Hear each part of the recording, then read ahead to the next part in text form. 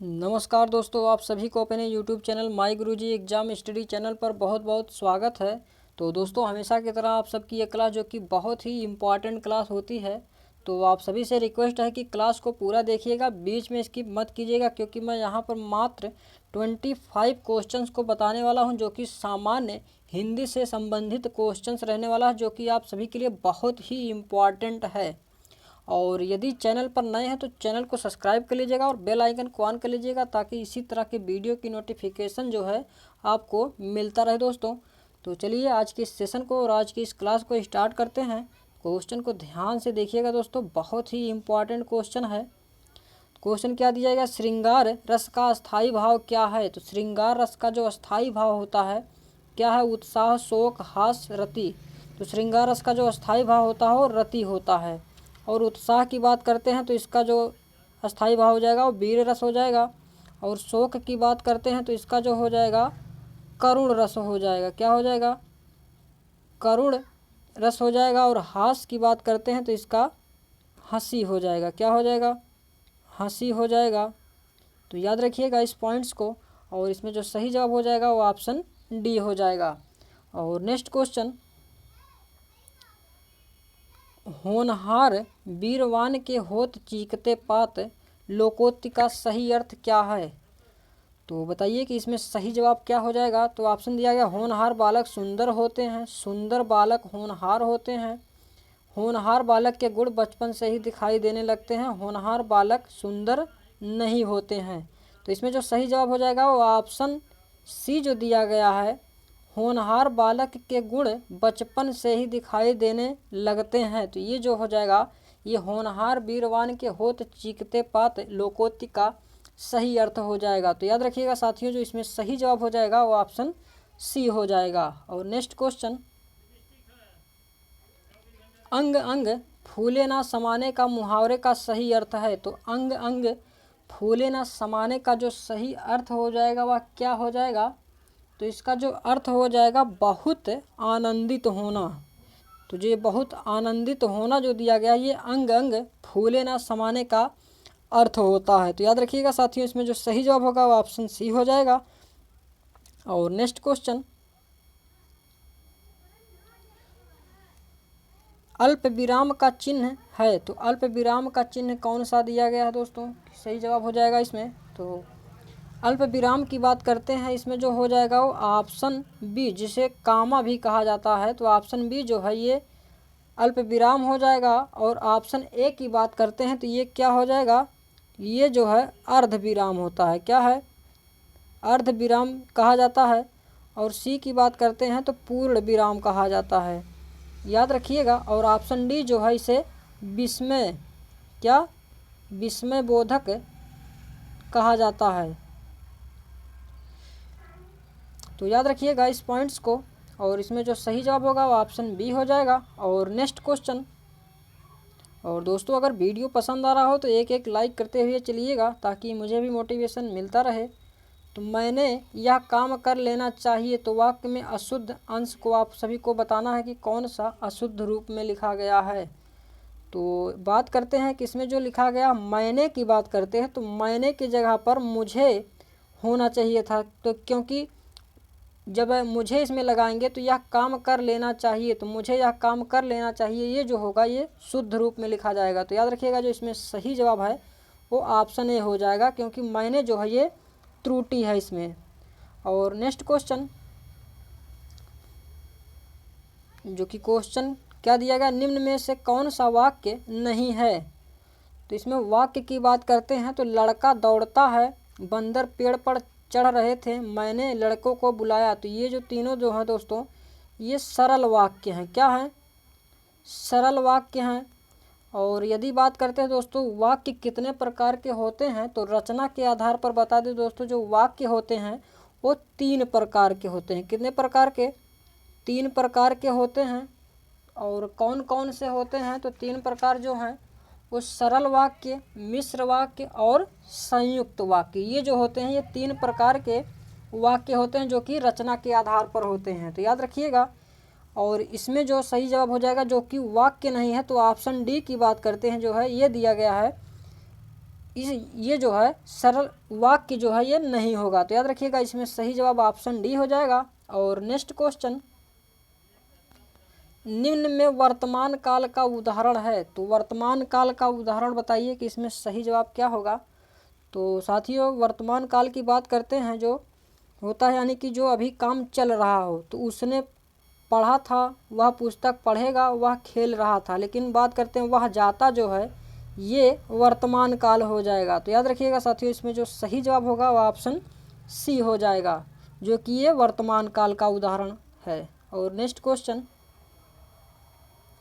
निम्न में कर्ता का परसर्ग कौन सा है। तो यदि बात करते हैं साथियों कि कर्ता जो है ये कौन सा परसर्ग हो जाएगा, तो कर्ता जो है ये ने हो जाएगा। और कारक कितने प्रकार के होते हैं दोस्तों, तो कारक जो होता है वो 8 प्रकार के होते हैं। कितने प्रकार के, 8 प्रकार के होते हैं। जैसे कर्ता ने कर्म को करण से, तो इस तरह से 8 प्रकार के होते हैं। तो याद रखिएगा जो इसमें सही जवाब होगा वो ऑप्शन बी हो जाएगा, जो कि कर्ता का परसर्ग ने हो जाएगा। और नेक्स्ट क्वेश्चन, क्वेश्चन को ध्यान से देखिएगा दोस्तों, बहुत ही इम्पॉर्टेंट क्वेश्चन है। तो निम्न में से वर्तनी की दृष्टि से शुद्ध शब्द है। तो इसमें आप सभी को शुद्ध शब्द बताना है। तो अधिकार, अनुसरण और आगामी की बात करते हैं, ये सब जो है दोस्तों ये अशुद्ध रूप में लिखा गया है। लेकिन अध्ययन की बात करते हैं, ये जो है बिल्कुल शुद्ध रूप में लिखा गया है। तो याद रखिएगा जो इसमें सही जवाब होगा वो ऑप्शन सी हो जाएगा। और नेक्स्ट क्वेश्चन, निम्न में कौन सा शब्द अनेकार्थक है। तो आप सभी को इसमें से अनेकार्थक शब्द बताना है। तो अभिमान, आयु, अधिक की बात करते हैं, ये जो है अधिक अनेकार्थक शब्द नहीं है। लेकिन अनर्थ की बात करते हैं, ये जो है अनेकार्थक शब्द है। तो याद रखिएगा जो इसमें सही जवाब होगा वो ऑप्शन डी हो जाएगा। और नेक्स्ट क्वेश्चन, भविष्य में होने वाला के लिए एक शब्द है। तो बताइए भविष्य में होने वाला के लिए एक शब्द क्या हो जाएगा। तो ध्यान दीजिएगा जो भविष्य में होने वाला होता है उसे भावी कहा जाता है। क्या कहा जाता है, भावी जो है ये भविष्य में होने वाला होता है। तो याद रखिएगा जो ऑप्शन ए है इसका बिल्कुल सही जवाब हो जाएगा। और नेक्स्ट क्वेश्चन, क्वेश्चन क्या दिया गया, आँख का पर्यायवाची है। तो आँख का पर्यायवाची क्या होता है। तो ऑप्शंस की बात करते हैं, लोचन, पावक, वसन, प्रभा। तो आँख का जो पर्यायवाची होता है लोचन होता है, नेत्र होता है, चक्षु होता है। ये सब जो है ये आँख के पर्यायवाची होते हैं। तो याद रखिएगा जो ऑप्शन ए है ये आँख का पर्यायवाची है। और नेक्स्ट क्वेश्चन, निम्न में प्रेरणार्थक क्रिया है। तो प्रेरणार्थक क्रिया क्या है। तो प्रेरणार्थक क्रिया की बात करते हैं दोस्तों, ये होता है जैसे कोई काम किसी दूसरे से करवा रहा हो, वह प्रेरणार्थक क्रिया होता है। जैसे चलना, बदलना, पढ़ना, ये जो है ये प्रेरणार्थक क्रिया नहीं है। लेकिन जगाना की बात करते हैं, ये जो है प्रेरणार्थक क्रिया है, क्योंकि इसमें कोई दूसरा आकर के जगा रहा है। तो यानी कि जो है ऑप्शन बी जो है ये प्रेरणार्थक क्रिया हो जाएगा, जो कि किसी दूसरे के द्वारा काम किया जा रहा है। तो याद रखिएगा जो ऑप्शन बी है इसका सही जवाब होगा। और नेक्स्ट क्वेश्चन, निम्न में सर्वनाम शब्द है।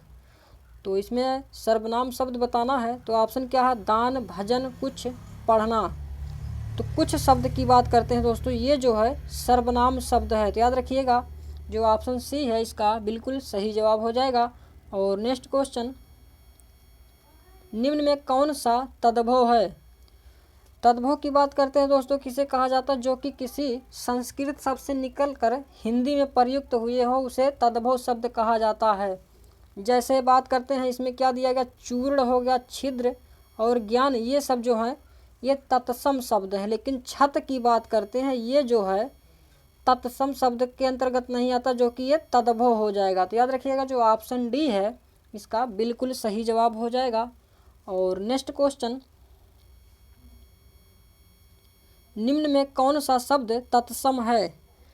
तो इसमें आप सभी को तत्सम शब्द बताना है, जो कि तत्सम शब्द किसे कहा जाता है, जो किसी संस्कृत से शब्द निकला हो तो उसे तत्सम शब्द कहा जाता है। जैसे इसमें बात करते हैं आलस्य, आम, आसरा और आग की, तो इसमें जो हो जाएगा तत्सम शब्द जो है वो ऑप्शन ए आलस्य जो है ये तत्सम शब्द है। लेकिन आग और आम और आसरा की बात करते हैं, ये सब जो है ये तद्भव शब्द हैं। तो याद रखिएगा जो इसमें सही जवाब होगा वो ऑप्शन ए हो जाएगा। और नेक्स्ट क्वेश्चन, भलाई में प्रत्यय है, तो भलाई में प्रत्यय बताइए कि इसमें क्या हो जाएगा। तो प्रत्यय की बात करते हैं जो किसी शब्द के अंत में जोड़ा जाता है तो उसे प्रत्यय कहा जाता है। तो भलाई में प्रत्यय क्या हो जाएगा, तो भलाई में जो प्रत्यय हो जाएगा वो ऑप्शन बी आई जो है ये भलाई में प्रत्यय हो जाएगा। तो याद रखिएगा जो ऑप्शन बी है इसका बिल्कुल सही जवाब हो जाएगा। और नेक्स्ट क्वेश्चन, परिक्रमा में उपसर्ग है, तो ध्यान दीजिएगा दोस्तों बहुत ही इम्पॉर्टेंट क्वेश्चन है। तो परिक्रमा में उपसर्ग क्या हो जाएगा, और यदि बात करते हैं उपसर्ग किसे कहा जाता है, तो उपसर्ग जो है जो किसी शब्द के पहले शब्द जोड़ा जाता है उसे उपसर्ग कहा जाता है। तो परिक्रमा की बात करते हैं इसमें परि उपसर्ग है, क्या है परि जो है ये इसका उपसर्ग हो जाएगा। तो याद रखिएगा जो ऑप्शन डी है इसका बिल्कुल सही जवाब हो जाएगा। और नेक्स्ट क्वेश्चन, प्रतिमान में समास है, तो बताइए जो प्रतिमान शब्द दिया गया है इसका समास क्या हो जाएगा। तो प्रतिमान की बात करते हैं, इसमें जो प्रति शब्द दिया गया है, जो प्रति शब्द जो दिया गया है इसमें ये एक प्रकार से अव्यय शब्द है, क्या है अव्यय शब्द है, इसीलिए इसमें जो हो जाएगा अव्ययी भाव समास हो जाएगा। क्या हो जाएगा, अव्ययी भाव समास हो जाएगा। तो याद रखिएगा जो ऑप्शन नंबर बी दिया गया है इसका सही जवाब हो जाएगा। और नेक्स्ट क्वेश्चन, रत्नाकर का संधि विच्छेद है, तो रत्नाकर का जो संधि विच्छेद हो जाएगा वो रत्न प्लस आकर जो दिया गया है ऑप्शन ए इसका रत्नाकर का संधि विच्छेद हो जाएगा, याद रखिएगा। और नेक्स्ट क्वेश्चन, निम्नलिखित में रूढ़ शब्द है, तो बताइए कि इसमें रूढ़ शब्द क्या हो जाएगा। तो ध्यान दीजिएगा रूढ़ शब्द जो होता है जो किसे कहा जाता है, तो जिसे तोड़ा ना जा सके उसे रूढ़ शब्द कहा जाता है। तो नाक जो शब्द दिया गया है ये जो है इसको आप सब तोड़ नहीं सकते हैं, जैसे नाक हो गया, कलम हो गया, ये सब जो है रूढ़ शब्द के अंतर्गत आते हैं। तो याद रखिएगा जो ऑप्शन सी दिया गया है इसका सही जवाब हो जाएगा। और नेक्स्ट क्वेश्चन, निम्न में अंतःस्थ व्यंजन कौन सा है, तो अंतःस्थ व्यंजन कौन सा है, तो बताइए कि इसमें सही जवाब क्या हो जाएगा। तो अंतःस्थ व्यंजन की बात करते हैं तो कितने प्रकार के होते हैं, 4 प्रकार के होते हैं। और 4 प्रकार कौन कौन से हैं, तो या रा ला और वा जो होते हैं ये सब ये 4 वर्ड जो होते हैं ये अंतःस्थ व्यंजन होते हैं। तो इसमें कौन सा ऑप्शन सही हो जाएगा, ऑप्शन डी जो है ये अंतःस्थ व्यंजन हो जाएगा। और का की बात करते हैं तो ये जो होगा ये कंठ है, कंठ हो जाएगा।